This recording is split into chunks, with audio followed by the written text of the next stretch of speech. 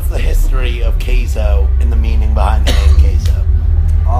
Well, it originated back in 2012 when I was going to Icon Collective, like the production school I was going to, and I was like 6 months into learning how to produce, and we had like a music business class, and one of the days was to like kind of just go about figuring out a name, like we want you to start thinking about your branding and your image and like all that stuff.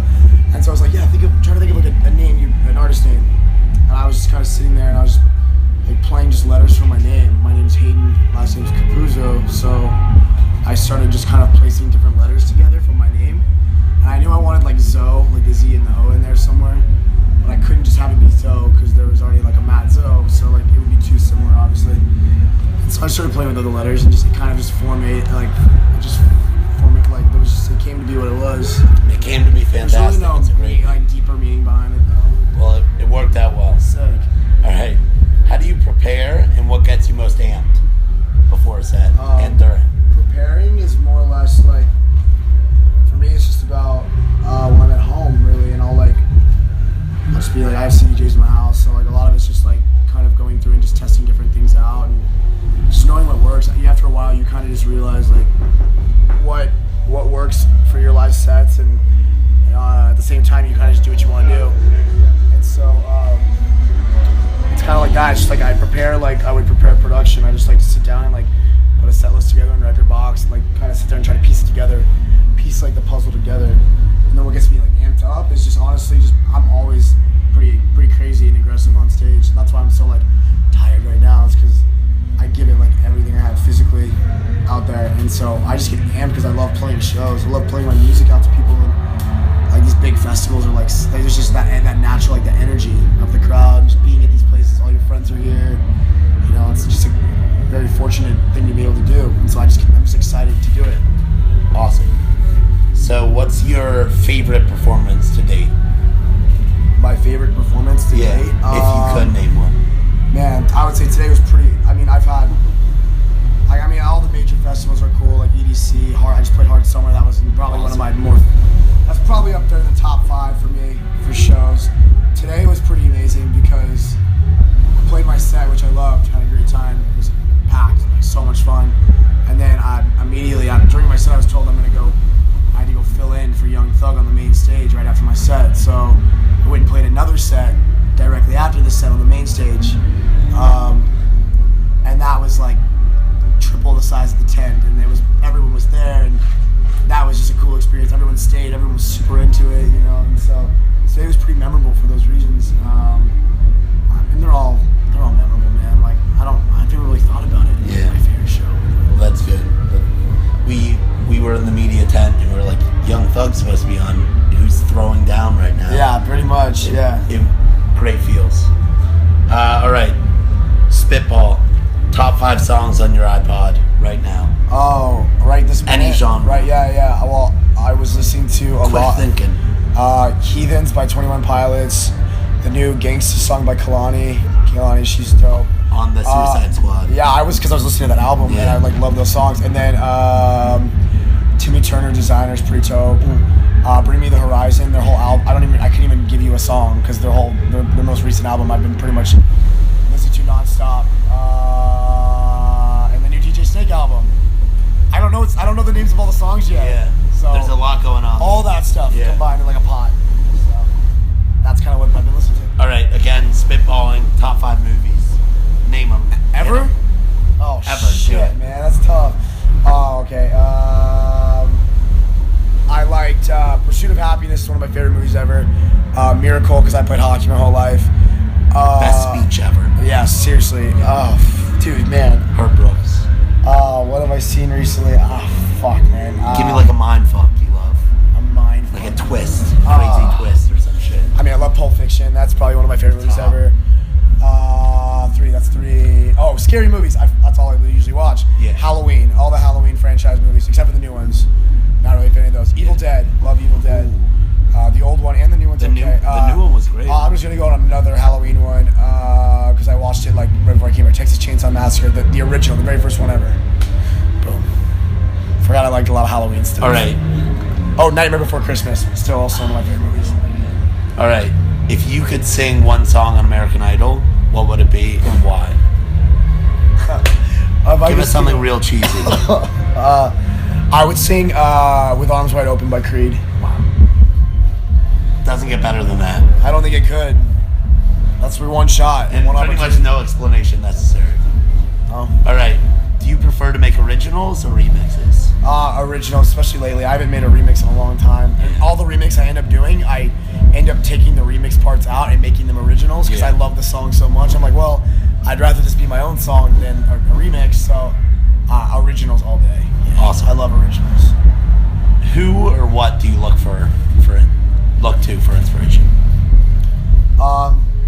For me, lately, it's been in terms of musicality. I've been listening. I think what it's been a lot of is I've been listening to a lot of pop punk and like rock and stuff like that, and getting a lot of like inspiration like melodically from like I said, Bring Me the Horizon is like a great example of this dude named Beartooth, another kind of crazy act like that.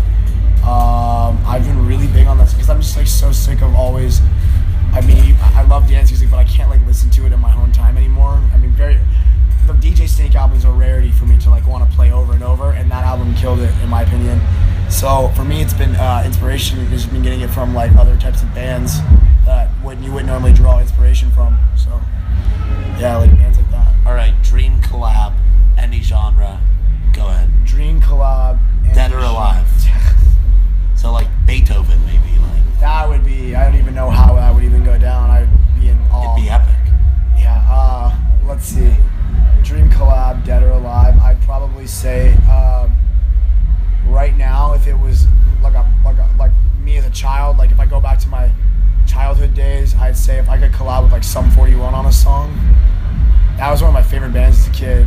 It's the first CD I ever bought. All Killer No Filler. It's the first CD I went and bought at Barnes & Noble by myself, my own money. So honestly, because I mean, dude, they brought it on that album. Like I could, yeah. So yeah, honestly, them. Yeah, probably just them right now. Hip hop's easy. I could say a lot of people in hip hop, but Sum 41 is sick. Do you have any info you can share about what you're currently working on? Any collabs in the works? Anything to look forward to? Yeah. I don't want to say the collab news because if for some reason they don't come out or if something happens, I don't want to be like, well, what happened to that collab?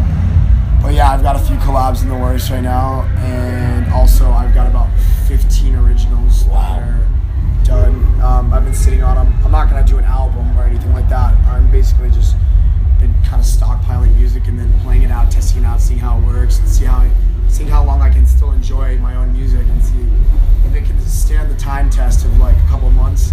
I know it's a song worth keeping. So I've just been stockpiling. I've got about 15 originals, and I'm gonna start putting them out as like either singles or small EPs pretty soon.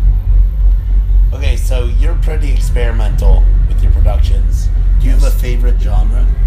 No, I don't, but I would say lately I've been really big on making psytrance meets like bass music and like halftime stuff. So like I've been making some psytrance, but also making it my own style because I didn't want to just make typical psytrance. It's not really my thing because I just don't want to like bite someone else's style. I draw inspiration from like the original like dark psytrance, like regular psytrance, also happy hardcore and hardcore stuff like that. But I'm finding like inspiration from those genres and bringing it into my own music and making it my own.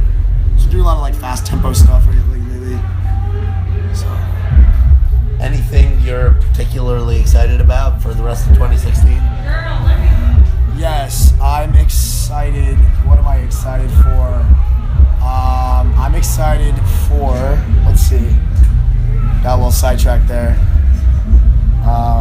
What are we in now? We're almost in. Almost about to be 27. Oh, I'm excited for, okay. So I'm excited for Halloween time. I've been doing a lot of cool Halloween shows, festivals, stuff like that. Halloween's like my favorite thing ever, so I'm getting the opportunity to play some really cool things that I've been dreaming of playing on Halloween and stuff like that. So looking forward to that show-wise, but yeah, I'm just excited to get this music out. To be honest, man, I've been holding on to a lot of them for a while, and I just really need them to come out because I like play them out and they go off, and I just want them to be out there for everyone. So moving on to the rest of the year, what are your plans for Doghouse recordings, and are you signing any other new artists? Are there